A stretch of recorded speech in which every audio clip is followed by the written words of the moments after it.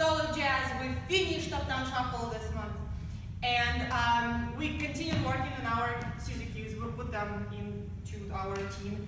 We also worked on our turns, because we had this thing there, ha, pa, pa, ha. So we talked about that lock turn, when we kind of lock it, have a little bit of this like boing, so then we can spin out of it.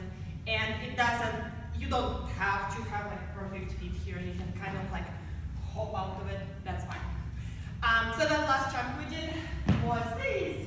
5, 6, 7, 8, 1, 2, 3, 4, 5, 6, 7, 8, 1, 2, 3, 4, 5, 6, 7, 8, 1, 2, 3, 4, 6, 7, 8, 1, 2, 3, 4, 5, 6, 7, 8. I did like more of a turn. And then we danced it a bunch. You can actually dance it twice in the song. And it was wonderful.